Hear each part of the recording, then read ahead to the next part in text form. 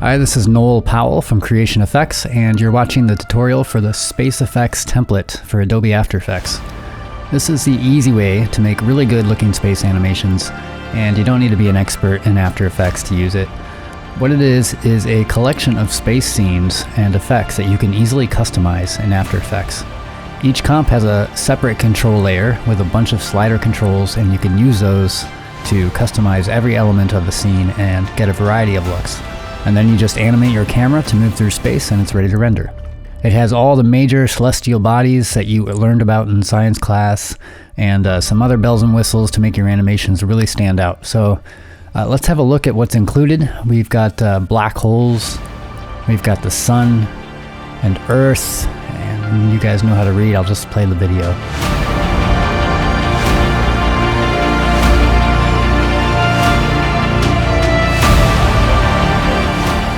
Alright, so all that good space stuff, plus a bunch of custom lens flares that you can attach to your sun. It comes with a lot of space backgrounds and images, and also a lot of finished animations, like all of the black hole and Earth and sun animations that you saw in this video. The comps are included for those, so you can just slap a 3D title onto those and render them out if you want. And lastly, there's an asteroid with a giant worm that comes out of it. I figure a lot of people need that, so I went ahead and made this, and I don't know, I'm pretty happy with it. Alright, I'm going to dive into the template in a few seconds, but I should mention if you're familiar with the Space Effects Collection template from Creation Effects, which I released over 10 years ago, this is the long overdue update to that, although I'm not calling it an update because I pretty much rebuilt it from scratch and added a lot of new effects, so it's completely different now and a whole lot better. You can see here's the sun from the old template, and here's the sun from the new template. And I also want to make clear that this sun, along with the Earth and the black hole, those are separate templates as well, named Solaris, Terra, and Black Hole. So they're available separately, but included here as part of the bundle, and they're exactly the same. Alright, doing tutorials isn't fun for me because the templates take months to create, and then I gotta try and go through them in 30 minutes or something reasonable, and I don't even think I can do this in 30 minutes, but the good news is you don't need to watch the entire thing. You can skip to the part you need. I'll have the chapters marked below, but watch the next few minutes at least before you skip ahead, because I'm going to go over some stuff that will apply to everyone. First of all, to open the zip file that you downloaded, if you're in Windows, you can right-click it and choose the Extract to All option. Doing it that way will prevent you from getting a missing files error in After Effects. I'm on a Mac, so I can just double-click it, and then you should open the file that says 2024, if you're up to date with your version of After Effects. If you're using an older version of After Effects, as early as version 17, which is 2020, then you can open this file.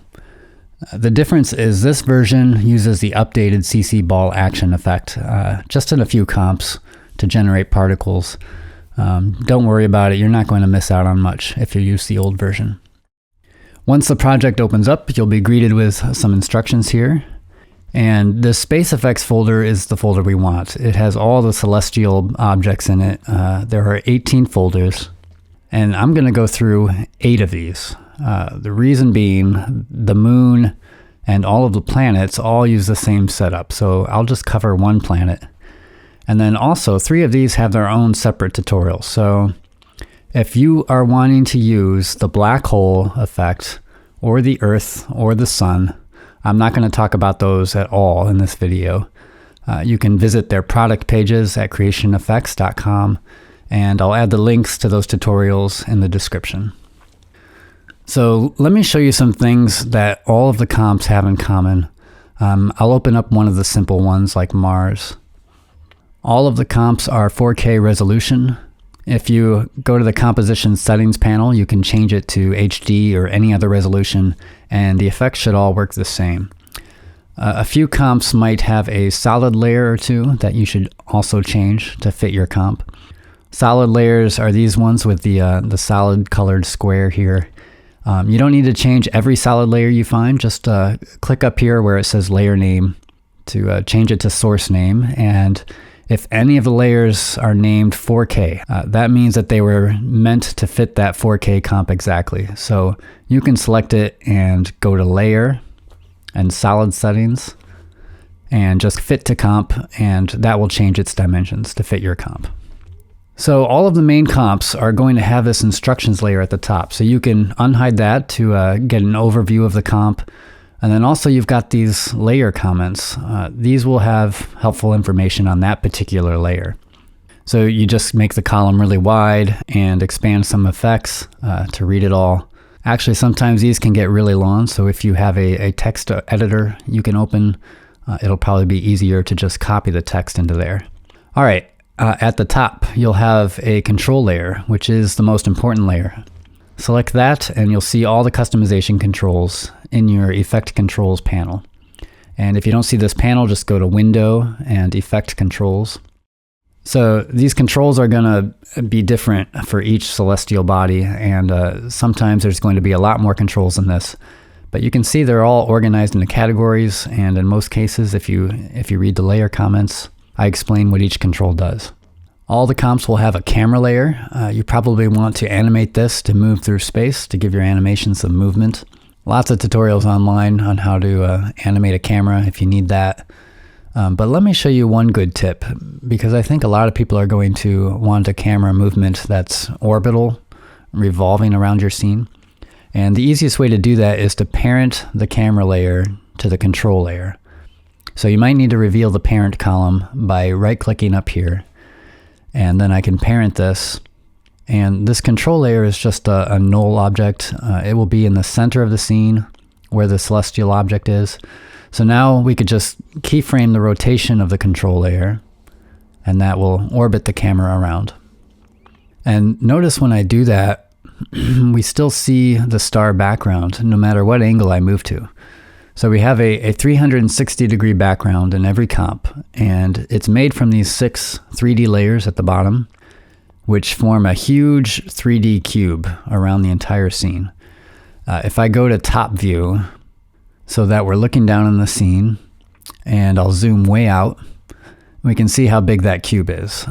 So you generally want to keep your camera inside this cube, and if you want to scale the cube up or down, I'll go back to my active camera view. This background cube control layer is the parent layer for the 6 cube layers. So I can scale this layer to scale the entire cube. Now, these 6 layers are all copies of the same image, so let's change the background image.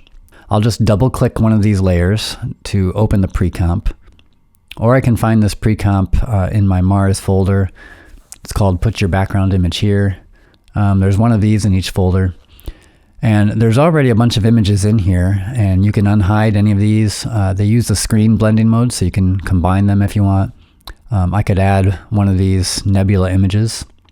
This has a curves effect on it, you can see, to darken it a bit so that it's not so bold. And I edited most of these images to darken the edges because they're not all tileable or seamless.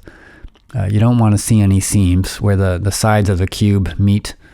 But if you do see seams, what you can do is just add a mask by double-clicking the rectangle tool.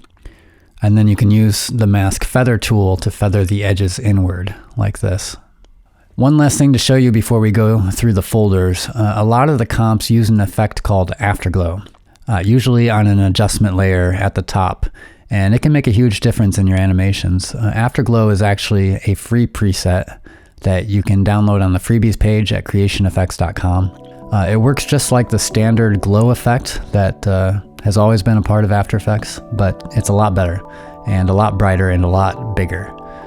So you can see what this galaxy image looks like with and without the AfterGlow, and then in here, in the AfterGlow controls, you've got threshold and radius and intensity, just like the normal glow effect. This is the important stuff, but I would also play with the large glow controls down here in this glow fall off controls section. This will give you that enormous glow that you just can't get with the old glow effect. So You're going to encounter this effect a lot in the template, but go and download the free preset and install it, and then you can use it in your other projects as well. All right, let's go through these folders. The top one, backgrounds and images. This is just where I put all the images that I used in the template. You might be able to find some additional images in here to use as backgrounds maybe. The texture comps for the planets are here. Those are all at least 8,000 by 4,000 pixels wide, so lots of resolution so that you can do close-ups. And then black hole is a different tutorial, so let's start with the Comet and Shooting Star folder. I'll open that, and there are 3 options in here. They can be customized using the controls on the individual layers so that you can get different looks. The first option is more realistic, just like any quick shooting star you would see in the night sky. The second is a little more Disney. You can see the particles falling off of it.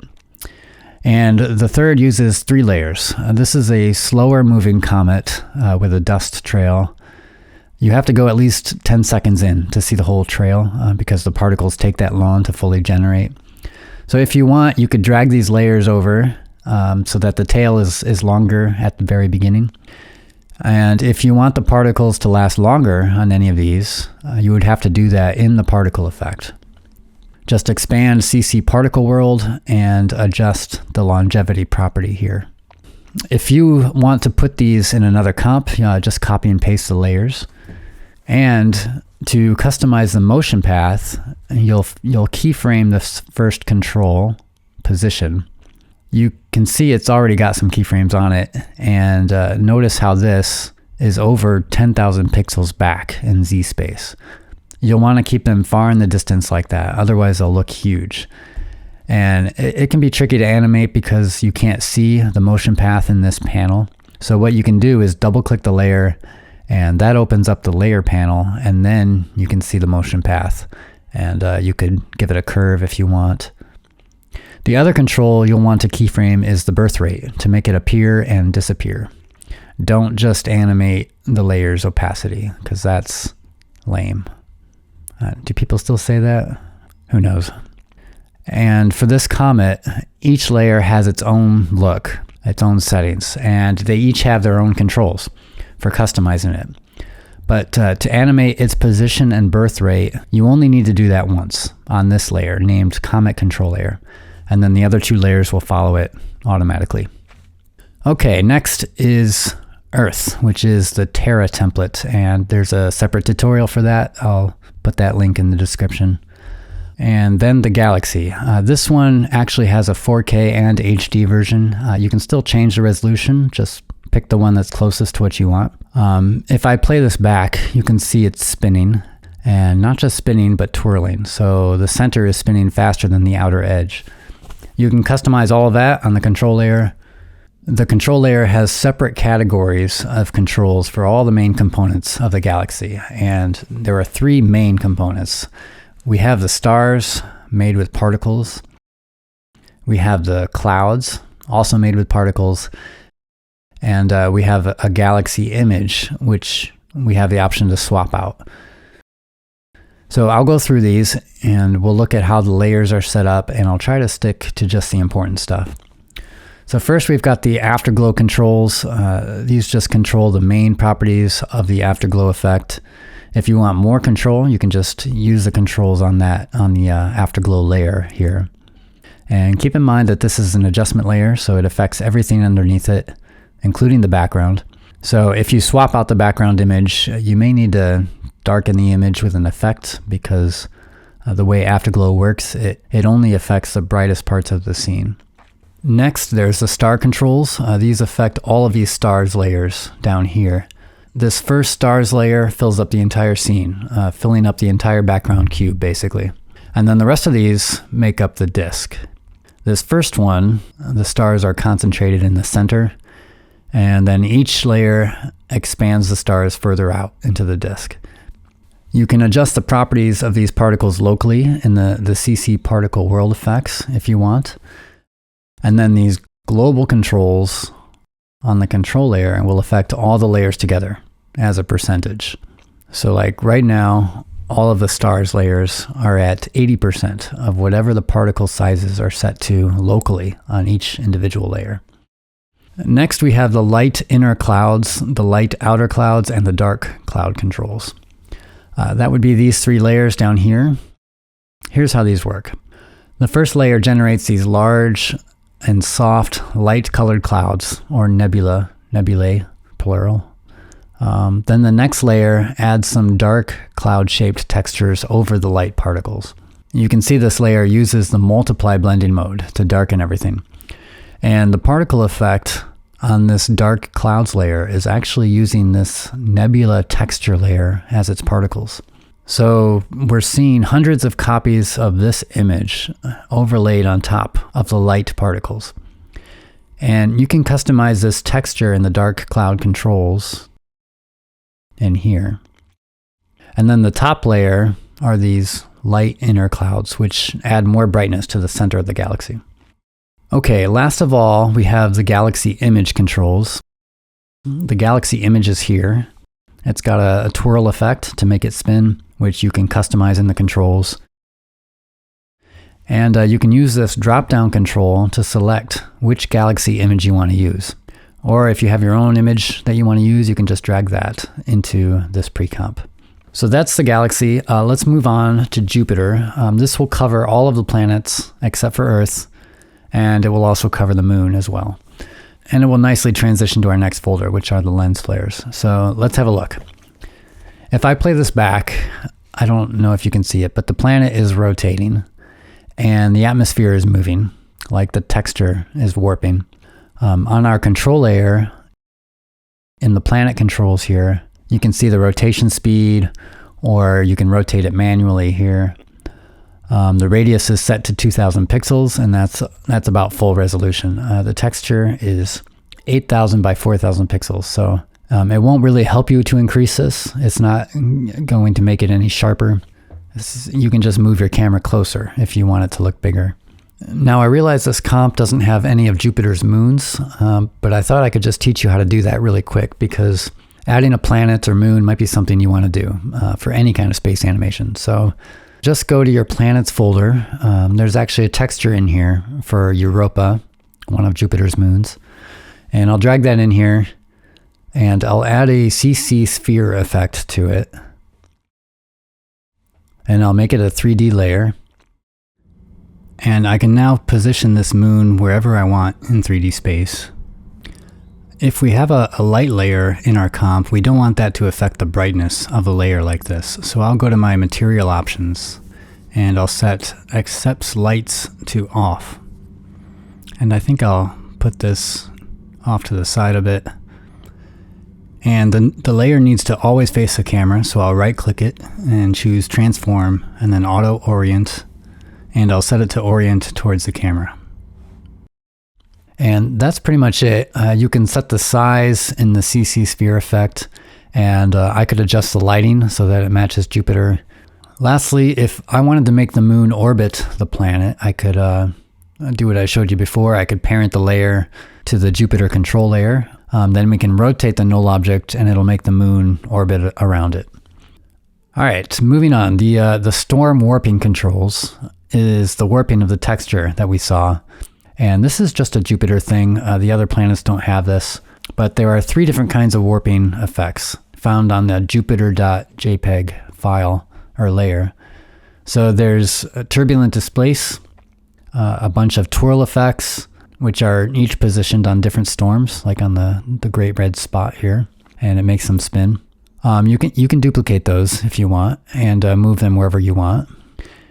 And then lastly, the wave warp effect, which makes these sections of light and dark shift horizontally in opposite directions. So you can customize all of those in the storm warping controls. Let's see, there's some atmosphere controls, so you can customize the outer glow around the planet as well as the inner glow on the inside edge of the planet. And the lighting angle on the planets is controlled by the position of the sun layer. If I orbit my camera around, we can see this little crosshair, which is our sun, the light layer here. So we can move our sun in 3 dimensions and the lighting on our planet will update. Or you can control that light angle with the controls, if that's easier. Just keep in mind that you would be offsetting it so that the sun would no longer be able to cast light and shadows accurately. I'll just undo all that. Now, we can't see the sun yet because light layers aren't actually visible. So what we see in animations like this one is a lens flare effect. And I have this default lens flare layer here, and the lens flare automatically sticks to the sun. The reason I have this layer off by default, because After Effects kept randomly crashing on me, and I eventually realized that it would happen just sometimes when the lens flare was way out of the frame, like when the sun was behind the camera. So I just turned it off because I didn't want that to happen to you. I would feel awful, just terrible. So just turn it on when you need to see the sun. And to adjust the brightness, use this sun brightness control here in the lighting controls. And try to remember this control. It's important because you'll need to keyframe this if your sun ever goes behind your planet. Because the lens flare is a 2D effect. It'll show up on top of the planet even when the sun layer is behind the planet. So you'll have to keyframe this to go down to 0 as your planet passes in front of the sun. And let me address the elephant in the room. If you've been using After Effects for a long time, you recognize this stupid little thing. This is the built-in lens flare effect that comes with After Effects. It is, I remember using this in around 2002. It's something like 25 years old. No joke. And it hasn't changed since it came out. So it's outdated and it has a bad reputation. It gets no love. But I have some other options for lens flares here in this lens flares folder. So let's move on to the next folder. My Jupiter comp was 4K, so I would open this 4K lens flare comp. You'll find the exact same lens flares in both of these comps. The only difference is the resolution. And these are taken from the Creation Lens Flares template from Creation Effects, which is a 100% free download. You could go download it now and you'll have access to all 50 of the lens flares. Or it also lets you build your own custom lens flare. But here's what you need to know about these. Just find the one you like, and then you can just copy the layer to your comp. These have to have a sun layer in the comp, because the lens flare is automatically attached to the sun. So if your comp doesn't have one, just copy this sun layer along with your lens flare and just paste them to your comp. I'll put this with my original lens flare layer, and you could keep this one on if you want and combine it with the new one, or you could hide it. So we can orbit our camera around and see how that looks. And just like the default lens flare, if your sun goes behind the planet, you have to keyframe the brightness of the lens flare to turn it off using the control on this layer. There's actually a crazy amount of customization options on this thing, more than you see here and more than you'll ever want or need. You can see here we have a few controls for brightness and scale. We can stretch all the reflections to get an anamorphic lens flare look. These global controls affect all of the elements of the lens flare, whereas these global reflection controls only affect the reflections. So the reflections are this stuff, anything that is not attached to the light source here. They move independently of that light source. There's a whole long tutorial on using these things on the Creation Lens Flares webpage, but real quick, let me just show you. If you double click this layer, it opens up a pre-comp, and you can see all the elements of the lens flare and customize them independently.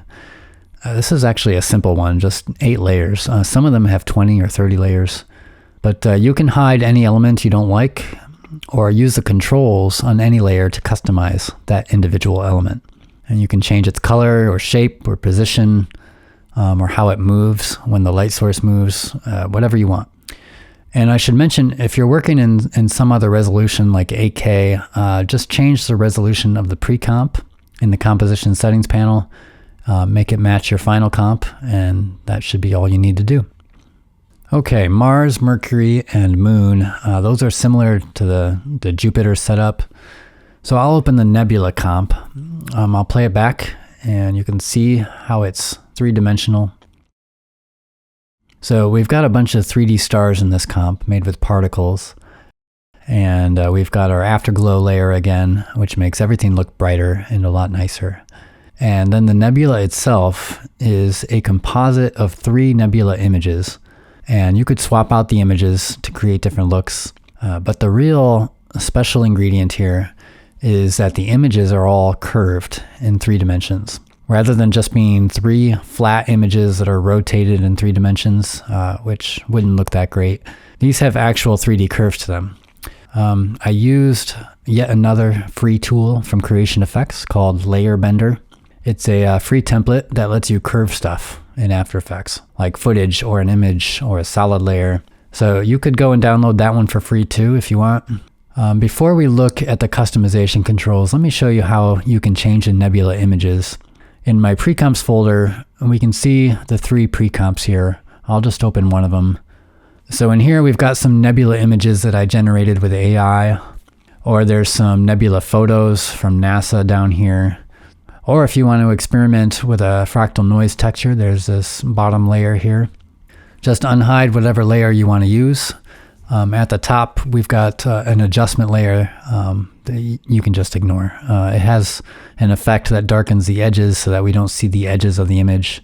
And there's some other color correction effects here that will allow us to tweak the image in the control layer on in the main nebula comp. So let's have a look at that control layer. There's a lot of controls on here, and you can read a description of what they all do in the layer comments here. Just copy the text and paste it into a text editor. The first 3 groups of controls here will let you customize your 3 nebula images separately. You can solo them as you customize them using this checkbox. If you turn on the grid, it will help us see how the image is curved. So now we could change the orientation and position and scale of this. By default, I have all 3 images kind of facing the camera, and here's why. I'll adjust the orientation to put this at more of an angle. So what happens is we see the edges of the curves, and they look like straight lines. Now, originally, I had built this so that each nebula would just orient randomly every time that you change the random seed control. So you could quickly generate new looks for the nebula, but with each new random orientation, there would always be some straight lines. So I had this turbulent displace effect, and that warped the whole image, the whole thing, so that the straight lines became wavy. And it looked okay, but it was a little distracting. Plus, the turbulent displace effect is a 2D effect, just overlaid over this 3D scene. So as the camera moved, the warping didn't really stick to the nebula. You could notice the textures changing shape and warping when the camera was moving too fast. So I scratched that setup. Now you can manually orient the curved images exactly how you want them. Obviously, if you want to orbit your camera around really far in your animation, then you're going to see those edges. So if you do that, I still have the turbulent displace effect here. You can just turn it on with the checkbox control and then adjust the amount here. So it's up to you if you want to use that. I think I prefer just having the images facing the camera with some subtle curves to them, but not curving so much that you see edges. All right, there's the nebula bend amount control here. If you turn that up, it's probably just going to curl the images up into a coil. It just amplifies the curves that are already there. The better way to adjust the curves, and you don't have to mess with this at all, it's totally optional, but go down to the nebula layers. You can see that Nebula 1, our first image, is actually made up of about 20 layers. That's how the layer bender tool works. It breaks up the pre-comp into a bunch of different segments, all connected and parented to each other, and then each segment is just rotated a small amount. Anyway, some of these layers are labeled rotated in parentheses here. That means that I've manually adjusted that layer's Y rotation property to start a new curve at that part of the image. So you're welcome to experiment with adding different curves if you want. It'll only work on that one dimension, the Y-axis. If you want to reset that curve, just set this to 0. And then you could go to a different layer and rotate that one to start a new curve in the opposite direction maybe if you want. All right, the only thing left on the control layer is the star controls. You see there's a bunch of star layers here. These are all taken from the stars folder in the project panel. And I'll show you those in a bit. Some of these are just clusters of stars in the nebula. These ones down here have bigger stars, and I've added glow effects to create that star-shaped streak. Each of these star layers can be customized using the controls on each layer. Or if you want to control them all together, like just increase the overall number of stars, you could do that in the star controls up here in the control layer. And that's pretty much it. Remember to look at your AfterGlow layer.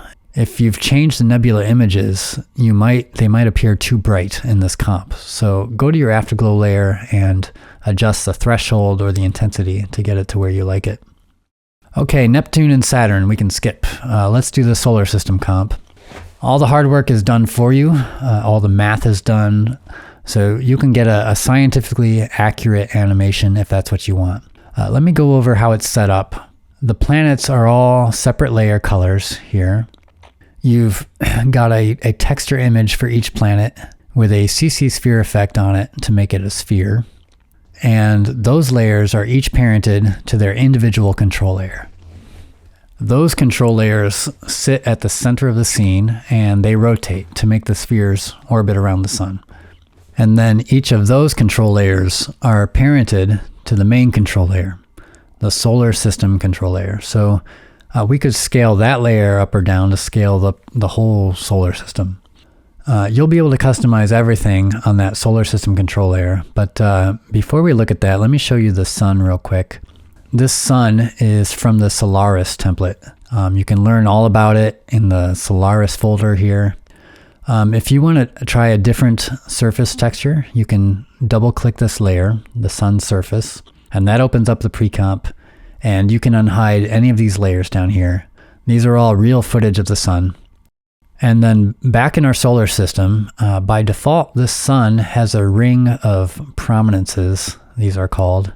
And if you plan on getting your camera closer to the sun, you might want to see more prominences. And it's pretty easy to add them. Just go to your sun, the Solaris folder, and open the Build Your Own folder, and then open the Step 2 folder, add prominences, and open the comp. You can unhide any of these layers and play them back to find the ones that you like. And then you can just copy and paste the layer into your solar system comp. And you probably won't see it yet. That's because of the material options settings. So open the material options for the layer and set accepts lights to off.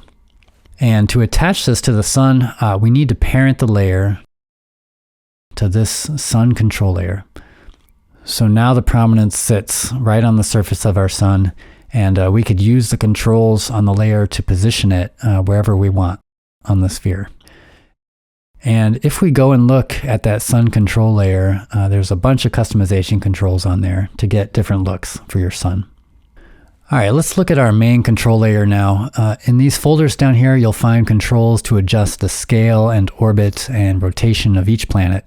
Now, for all of these to work and to have complete control over each planet, you have to uncheck all of these checkboxes at the top, because these kind of put the solar system into auto mode. So it overrides some of the manual controls. So let's look at those 4 checkboxes. I named all of these accurate, and by that I mean they'll be scientifically accurate in proportion to each other, the different planets. So you can see with accurate orbit speed checked, you can see how slow the outer planets are compared to the inner planets.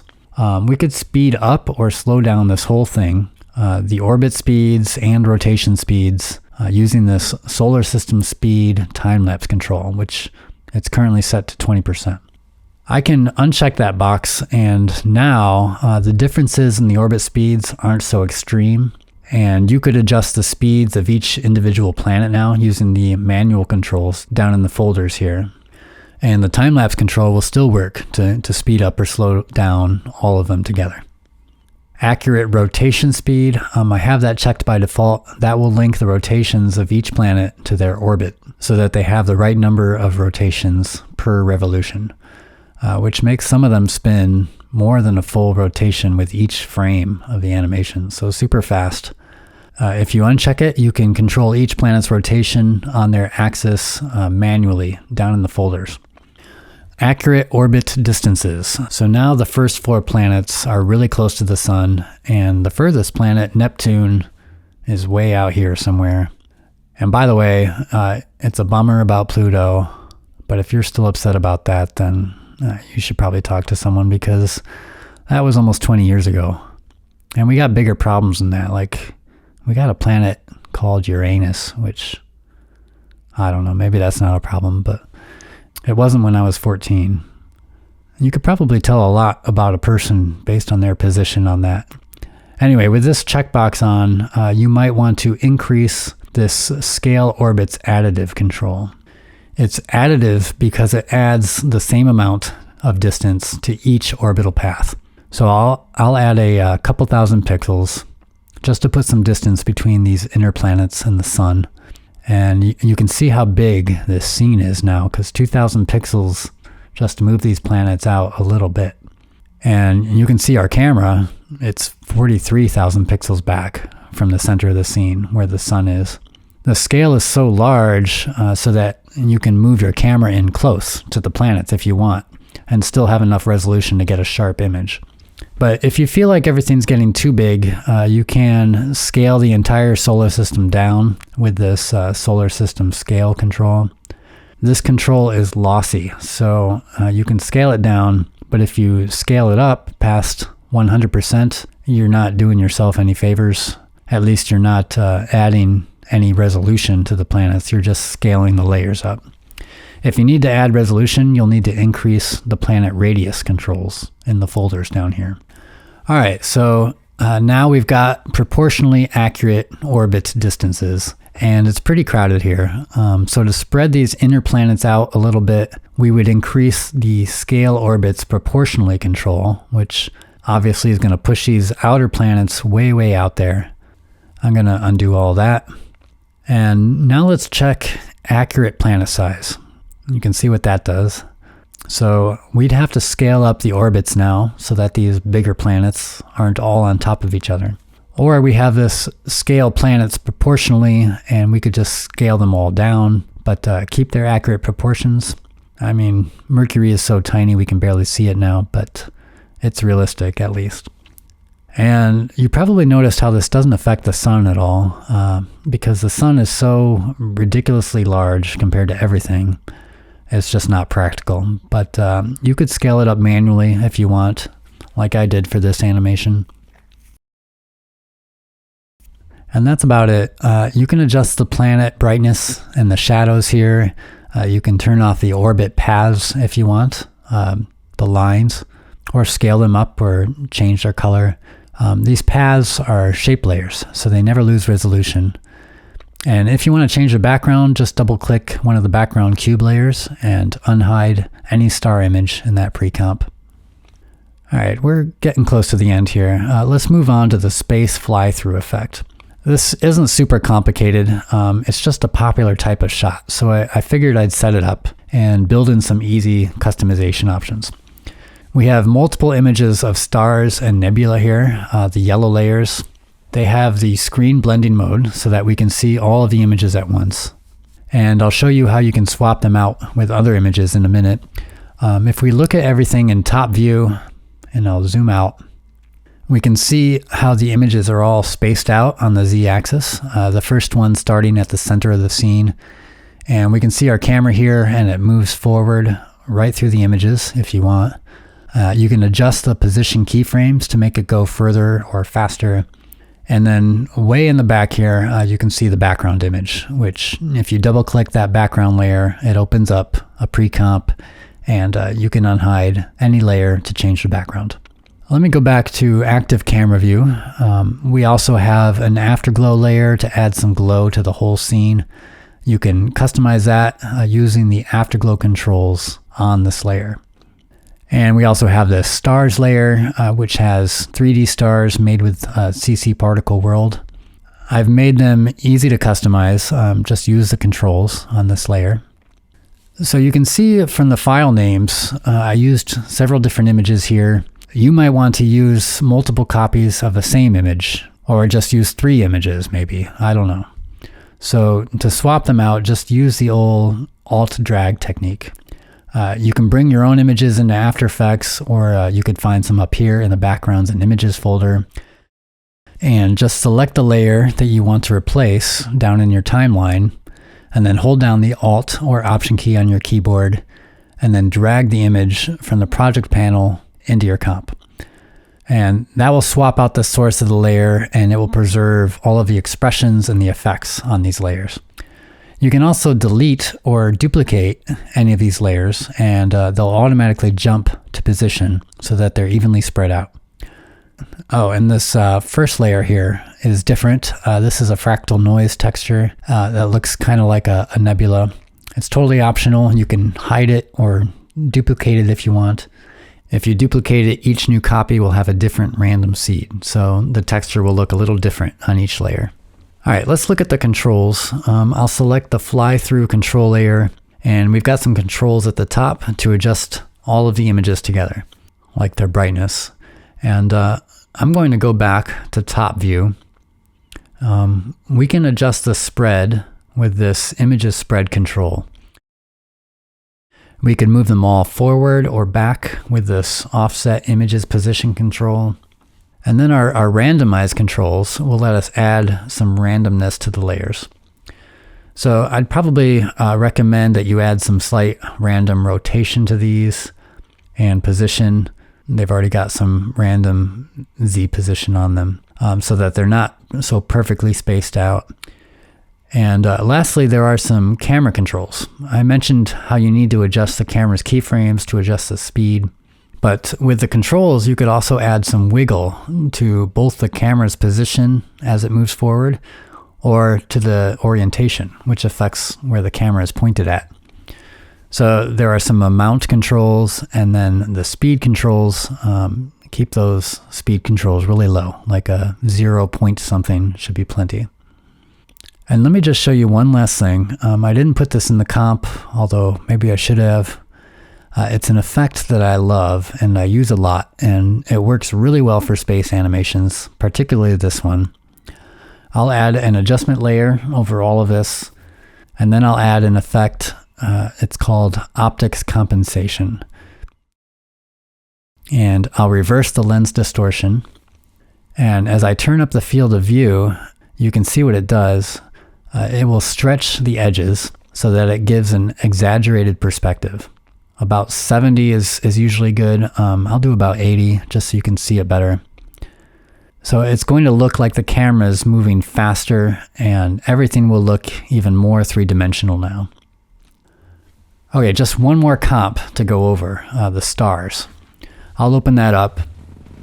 There's multiple options here for 3D stars. You can just copy and paste any of these layers to your comp.